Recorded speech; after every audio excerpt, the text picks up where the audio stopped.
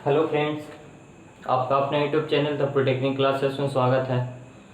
तो आज का टॉपिक जो है बहुत ही आप लोगों के लिए इम्पोर्टेंट है। ये हमेशा ही कन्फ्यूज़न रहता है हर एक स्टूडेंट को, और हर एक स्टूडेंट ये चाहते हैं कि हम अभी जो वर्क कर रहे हैं उससे कहीं हाई लेवल के बारे में सोचें और उसकी तैयारी करें।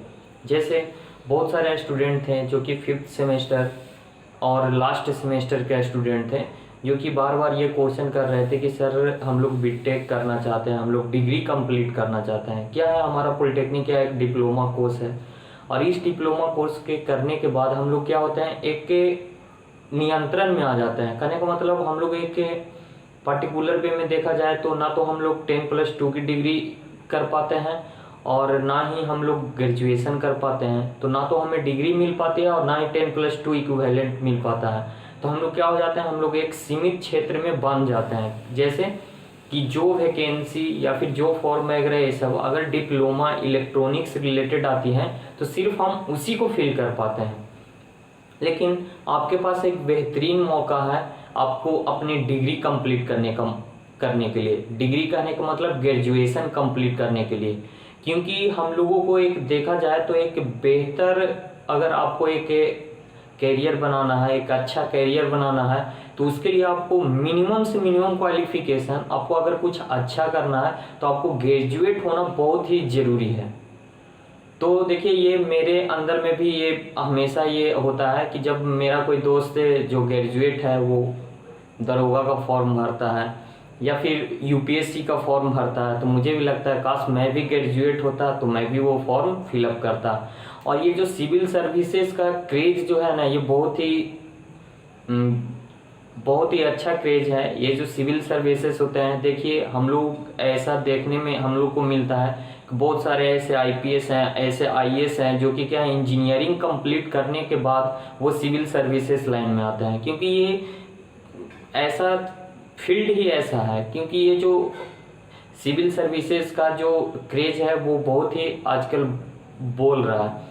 और हर एक के मन में, आप लोग के भी मन में, आपके भी मन में ऐसा होता होगा कि मैं एक सिविल सर्विसेज ज्वाइन करूं। तो इसके लिए आप लोग के लिए ग्रेजुएशन मस्ट है और भी इसके लिए बहुत कुछ है। तो चलिए आइए हम लोग इस वीडियो में इसी टर्म को लेकर के चलेंगे कि किस तरह से हम लोग डिप्लोमा करने के बाद किस तरह से हम लोग डिग्री कंप्लीट कर सकते हैं, और डिग्री कंप्लीट करने के बाद किस तरह से हम लोग इस लाइन में, अगर हम लोग डिप्लोमा से रिलेटेड या फिर इंजीनियरिंग से रिलेटेड कोई क्षेत्र में जाना चाहें तो उसमें जा सकते हैं, या फिर हम लोग अगर सिविल सर्विसेज के क्षेत्र में जाना चाहें तो उसमें जा सकते हैं।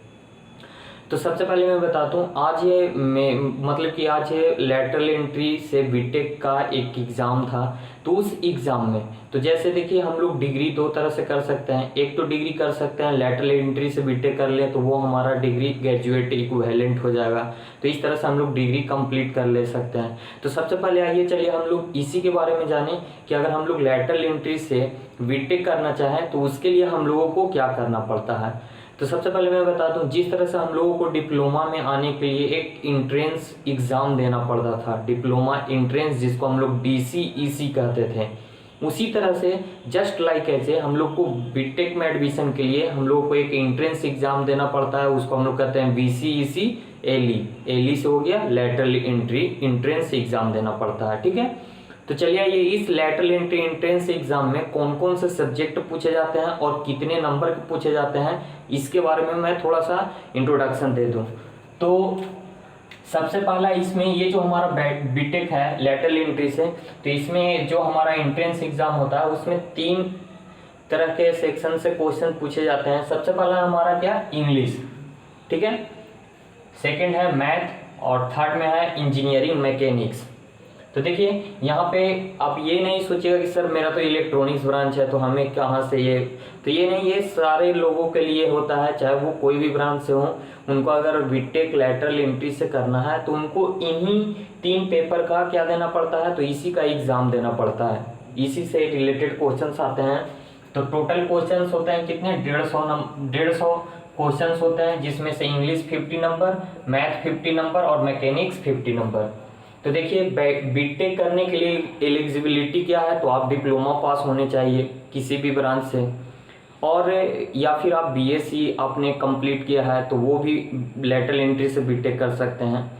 तो ये दो इसकी मतलब कि रिक्वायरमेंट है कि आप अगर डिप्लोमा पास हैं तो भी इसके फॉर्म फिलअप कर सकते हैं, या फिर आप बीएससी कंप्लीट किए हुए हैं तो वो भी इसका फॉर्म फिलअप कर सकते हैं। तो देखिए ये जो इंग्लिश होता है ये इंग्लिश कंपलसरी होता है। देखिए हर एक क्वेश्चन होता है वो कितने मार्क्स होते हैं, 4 मार्क्स के होते हैं, ठीक है। और इसमें नेगेटिव मार्किंग भी होती है। तो ये 4 मार्क्स के होते हैं और इसमें इंग्लिश क्या है तो कंपलसरी है। कंपलसरी कहने का मतलब इंग्लिश में आपको 36 मार्क्स लाने एकदम अनिवार्य है। अगर आप ये 36 मार्क्स नहीं लाते हैं तो क्या है, आपका सिलेक्शन नहीं होगा, चाहे आप मैथ और मैकेनिक्स में कितना भी स्कोर कर लो। तो ये एकदम नेसेसरी है, आप 36 लाओगे तभी आपका मैथ और मैकेनिक्स का पेपर मतलब कि उसका चेक होगा और आपका रिजल्ट आएगा। अगर आप इसमें फेल कर जाते हो और इधर कितना भी स्कोर करते हो, इससे आपको कोई भी बेनिफिट नहीं होने वाला है, ठीक है। तो देखिए इसमें टोटल क्वेश्चंस होते हैं 50 और एक क्वेश्चन पे सही अगर आप उसको करते हो तो आपको 4 मार्क्स मिलते हैं, तो टोटल 200 मार्क्स। इसी तरह से मैथ में भी 50 क्वेश्चन तो टोटल 200 मार्क्स। कहने का मतलब इसी तरह से मैकेनिक्स में 50 क्वेश्चन तो टोटल 200 मार्क्स। टोटल हमें कितने मार्क्स का एग्जाम होता है तो 600 मार्क्स का एग्जाम होता है, ठीक है। उसमें हमको इंग्लिश में 36 मार्क्स लाने अनिवार्य हैं। अब इसमें सर नेगेटिव मार्किंग कितना होता है, तो एक सही आप करते हैं तो आपको 4 नंबर मिलेगा, और अगर आप कोई क्वेश्चन गलत कर देते हैं तो उसमें से 1 नंबर काट लिए जाते हैं, ठीक है। तो इस तरह से आपका किया जाता है। तो देखिए यहाँ पे इंग्लिश में क्या क्या आता है, तो इंग्लिश में आपका आएगा साइनोनेम्स, एंटोनेम्स। फिर आपको बहुत ही सिंपल रहेगा, 3-4 करेक्ट करने वाला रहेगा, मीनिंग करेक्शन करने के लिए रहेगा। इंग्लिश बहुत ही इजी होते हैं। फिर इसमें सिमिली होते हैं जो कि आपके लूसेंट बुक से बहुत ही मैच कर जाते हैं। फिर आपको हो जाएगा सेंटेंस को मतलब कि कौन इसमें से अलग है उसको डिफरेंट चूज करने के लिए आता है, तो इस तरह से आता है। फिर मिसलेनियस में से आता है बहुत सारा क्वेश्चंस, तो आप लोग देख लीजिएगा प्रीवियस ईयर का इसका क्वेश्चन बैंक मिलता है, उससे आप लोग देख सकते हैं और उससे प्रैक्टिस कर सकते हैं।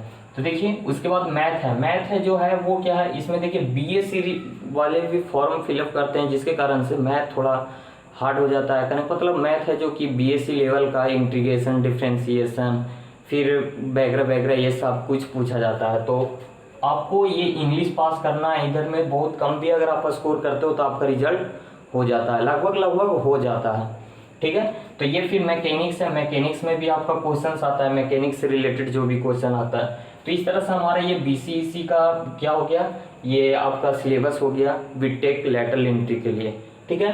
तो अब हमको ये डिग्री करना क्यों जरूरी है, देखिए हम लोग डिप्लोमा करते हैं, डिप्लोमा करने के बाद हम लोग डिप्लोमा के क्षेत्र में बन जाते हैं। जैसे हम लोग सिर्फ उसी के बारे में हो जाए, जैसे हम लोग एक क्षेत्र में बैठ गए हैं कि हम लोगों ने इलेक्ट्रॉनिक्स से डिप्लोमा किया, इलेक्ट्रॉनिक्स से रिलेटेड जो भी आएगी वैकेंसी, जैसे कहाँ कहाँ पे वैकेंसी आती है उसके कुछ एग्जाम्पल मैंने लिया हूँ। तो क्या है, DRDO, इसरो, मेट्रो में DMRC, LMRC, Delhi metro, Lucknow metro, Mumbai metro, फिर Bhabha atomic research centre Mumbai. तो ये सब और भी बहुत कुछ हैं, इसमें बहुत सारे साइंटिस्ट वाले ही बहुत सारे क्षेत्र हैं जहाँ पे हमेशा इलेक्ट्रॉनिक्स की एक दो वैकेंसी आते रहती है, 4-5 इस तरह से वैकेंसी आते रहती है। तो इसमें भी मैं बताता हूँ कि अगर अच्छा तरह से मतलब कि प्रिपरेशन करना है तो आपको अभी के साथ से ही नॉनटेक पढ़ना बहुत ज़रूरी है। नॉनटेक का मतलब जैसे फिजिक्स हो गया, केमिस्ट्री, साइंस हो गया, साइंस में फिजिक्स, केमिस्ट्री, बायोलॉजी, फिर आपका जीएस में हो गया हिस्ट्री, ज्योग्राफी, ये सब कुछ धीरे धीरे, ऐसा नहीं है कि आपको इतना पूरा टाइम लगा दो, नहीं, अभी से ही धीरे धीरे करके पढ़ते चलो, क्योंकि ये बहुत ज़रूरी है। आजकल के जितने भी एग्जामिनेशन वगैरह ये सब होते हैं उसमें ये बहुत ज़रूरी है। अगर आपका कोई एग्ज़ाम होता है तो देखिए 2 तरह का टेक्निकल में एग्ज़ाम होता है। एक ऐसा एग्ज़ाम होता है जिसमें 80% क्या होते हैं, क्वेश्चन टेक्निकल आते हैं। जैसे इसरो जो है अपना पूरा का पूरा टेक्निकल क्वेश्चन पूछता है 80%, और 20% रहेंगे जो क्या रहेंगे, तो वही जीके जीएस रहेंगे, मैथ वगैरह ये सब, मैथ रीजनिंग वगैरह ये सब रहेंगे, ठीक है। DRDO क्या है, DRDO 2 एग्जाम लेती है। एक फर्स्ट जो पेपर लेती है वो पूरा का पूरा जनरल लेती है। जनरल करने का मतलब इसमें जनरल मैथमेटिक्स रहेगा, जीके रहेगा, जीएस रहेगा, तो जब तक आप ये फर्स्ट क्वालिफाई नहीं करोगे, सेकंड जो है टेक्निकल, उसमें आप अपीयर नहीं कर सकते हो। तो आपको यहाँ पे मस्ट हो गया कि आपको जीके जीएस पढ़ना मस्ट हो गया, रीजनिंग पढ़ना मस्ट हो गया, इंग्लिश पढ़ना मस्ट हो गया। तो आप अभी से ही इसकी प्रिपरेशन साथ में ले करके चलो, आपके लिए इजी होगा। अगर आप जल्द से जल्द कोई कहीं पे सेटल होना चाहते हैं, नए नौकरी वगैरह सब चाहते हैं तो ठीक है। उसके बाद देखिए मेट्रो में भी क्या होता है, तो 80% आपका टेक्निकल क्वेश्चन आता है। कहने का मतलब आपके ब्रांच से रिलेटेड अगर 100 क्वेश्चन पूछे जा रहे हैं तो 80 क्वेश्चन आपके ब्रांच से रिलेटेड रहेंगे और 20 क्वेश्चन नॉन टेक जैसे जीके जीएस रीजनिंग वगैरह ये सब रह सकते हैं, ठीक है। उसके बाद भाभा एटॉमिक रिसर्च सेंटर में भी 80% आपका टेक्निकल और 20% नॉन टेक। तो इस तरह से ये डिप्लोमा से रिलेटेड कुछ इन्फॉर्मेशन मैंने आपको बताया। अगर आप इसमें से किसी एक के बारे में डिटेल जानकारी चाहते हैं तो कमेंट करिएगा, उसके बारे में मैं फुल डिटेल आप लोग को जानकारी दूंगा, ठीक है। तो अब हम लोग मेन पॉइंट क्या था कि हम लोग को डिग्री करना क्यों जरूरी है। तो देखिए डिग्री करने के बाद ना हमारे लिए रास्ते बहुत सारे खुल जाते हैं।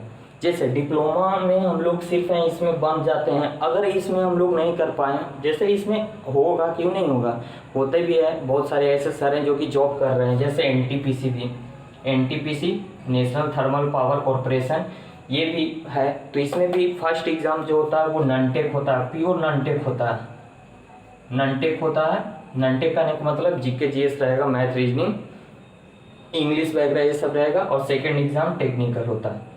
तो देखिए यहाँ पे एकदम मस्ट हो जाता है कि आपको नॉन टेक पढ़ना है। बिना नॉन टेक के आप टेक्निकल में एंट्री नहीं कर सकते हो। फर्स्ट ईयर में ही आप फेल हो जाओगे तो सेकंड में आपको मौका ही नहीं मिलेगा। तो टेक्निकल कितना भी मजबूत रखोगे, अगर आपके पास नॉन टेक नहीं है तो आप भी कुछ नहीं कर सकते हो, ठीक है। तो सब चीज़ का अपने जगह पे रिक्वायरमेंट है। तो आप लोगों को क्या करना है, साथ में नॉन टेक को भी करते चलना है, ठीक है। और ये बैलेंस करना हमारा काम है, आपका काम है। आप जानते हो, आप अपने आप को समझते हो कि आप किस तरह से नॉन टेक और टेक को एक साथ बैलेंस करके चल सकते हो।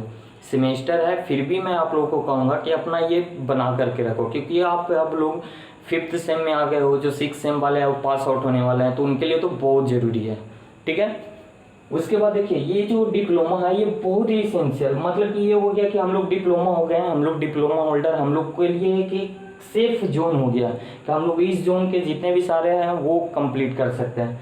बट ये जो डिग्री है, ये डिग्री आपके बहुत सारे रास्ते खोल देगी। ये क्या है, इसमें आ गए तो हम एक क्षेत्र में बंद गए, पर जैसे ही हम लोग डिग्री कंप्लीट करते हैं, डिग्री के बाद आपके बहुत सारे रास्ते खुल जाते हैं। जैसे सिविल सर्विसेज पूरा आपका जानते हैं, सिविल सर्विसेज का क्रेज कितना बड़ा है। बीपीएससी हो गया, बीपीएससी में आप लोग देख सकते हैं बहुत सारे ऐसे अधिकारीगण हैं जो कि क्या है, इंजीनियरिंग कर करके बीपीएससी ज्वाइन किए। क्यों? क्योंकि सिविल सर्विसेज का क्रेज है, लोगों के मदद करने का। ये जो मौका सिविल सर्विसेज के माध्यम से मिल पाता है, ऐसा मौका और कहीं नहीं मिल पाता। तो एक रुतबा भी है, एक नौकरी भी है, जिसका एक वैल्यू भी है, जिससे आपको क्या है, ज़्यादा से ज़्यादा लोग चर्चित हो पाते हैं। जैसे अभी देखिए यूपीएससी से ही क्या होते हैं, आईपीएस और आईएएस बनते हैं। तो जैसे हमारे क्षेत्र में अभी मन्नू महाराज का नाम कौन नहीं जानता है, सारे लोगों को पता है। तो ये आईपीएस कहाँ से है, तो ये यूपीएससी। और इसके लिए आपको क्या है, तो डिग्री होना कंपलसरी है, डिग्री होना कंपलसरी है। आईएएस में आप देख ही रहे हैं। तो ये सब क्या है, इन सभी के लिए डिग्री होना बहुत ही मस्ट जरूरी है, ठीक है। उसके बाद आपका जैसे बिहार में बिहार दरोगा वगैरह ये सब का फॉर्म भरते हैं, तो उसके लिए आपको डिग्री होना है। एसएससी सीजीएल का तैयारी करते हैं, कंबाइंड ग्रेजुएट लेवल का, तो इसमें क्या है, आपको डिग्री होना बहुत ही ज़रूरी है। तो इस तरह से मैंने एक ओवरव्यू आप लोगों को दिया कि आप लोग अगर आगे की सोचते हो तो आप लोग को इस तरह का कॉन्सेप्ट रखना चाहिए और इसके हिसाब से आपको माइंड प्रिपरेशन करना चाहिए आगे के लिए। क्योंकि आप लोग अगर डिप्लोमा में आकर के डिप्लोमा तक ही सीमित रह सकते हो, तो देखिए अगर आप इन सभी में नौकरी करिएगा तो डिप्लोमा का एक जो लेवल होता है, एक टेक्नीशियन का जॉब मिलता है, जहाँ से सीनियर टेक्नीशियन बनने के साथ साथ सीनियर साइंटिस्ट, जूनियर साइंटिस्ट के लेवल जाने तक लगभग 10 से 15 साल का टाइम लग जाता है। तो उस लेवल तक आप जाओगे तो आपकी पहचान उस क्षेत्र में बनेगी। बट आप अगर डिग्री कंप्लीट करके इस तरह से सिविल सर्विसेज, बीपीएससी, यूपीएससी तहत से आईपीएस, आईएएस वगैरह ये सब बनते हो तो आप ज़्यादा से ज़्यादा पॉपुलर हो सकते हो। पॉपुलर होने की नहीं है, आप अपनी क्षमता को विकसित कर सकते हो और अपने स्तर से लोगों की सेवा कर सकते हो। एक सेवा करने का जो भाव होता है हम लोग के अंदर में, एक मानव के अंदर में, और यही सब जो भावना है ना आपको एक नई ऊंचाइयों तक ले जाती है। तो इन सभी भावनाओं को देखते हुए आप लोग ये डिग्री कंप्लीट करने का जरूर सोचिएगा, इतना आकर के नहीं रुकिएगा। हाँ, यहाँ से एक और रास्ता आपको मैं बता दूं, अगर आप बीटेक ना करना चाहते हैं और इलेक्ट्रॉनिक्स से जुड़े रहना चाहते हो और डिग्री कंप्लीट करना चाहते हो, तो जिन्होंने अगर 10+2 नहीं भी किया है और वो डिग्री करना चाहते हैं तो वो बीएससी इलेक्ट्रॉनिक्स गया कॉलेज बहुत ही अच्छा ही यहाँ पे आप लोग को एक अपॉर्चुनिटी देती है बीएससी इलेक्ट्रॉनिक्स कम में आप लोग को डिग्री कंप्लीट करने के लिए। हाँ, सेशन थोड़े लेट चलते रहते हैं क्योंकि ये मगध यूनिवर्सिटी के अंतर्गत आता है और मगध यूनिवर्सिटी की क्या होती है आप लोग अच्छे से परिचित हैं। तो यहाँ से आप लोग डायरेक्ट डिप्लोमा के बाद बीएससी में भी एडमिशन ले सकते हैं। तो इस तरह से आप लोग डिग्री कंप्लीट कर सकते हैं और इन सारे क्षेत्रों में आप लोग जा सकते हैं और अपना अच्छा से अच्छा परफॉर्मेंस दे करके अपने देश की उन्नति में अपना पार्टिसिपेट कर सकते हैं। तो आप लोगों को ये वीडियो कैसा लगा ये ज़रूर बताएं, और इन सभी में से अगर किसी का डिटेल आपको जानकारी चाहिए तो आप कमेंट बॉक्स में ज़रूर बताएं, आप लोग को उसकी जानकारी ज़रूर दिया जाएगा। तो बन रहिए द पॉलिटेक्निक क्लास के साथ और भी ज़्यादा अपडेट के लिए।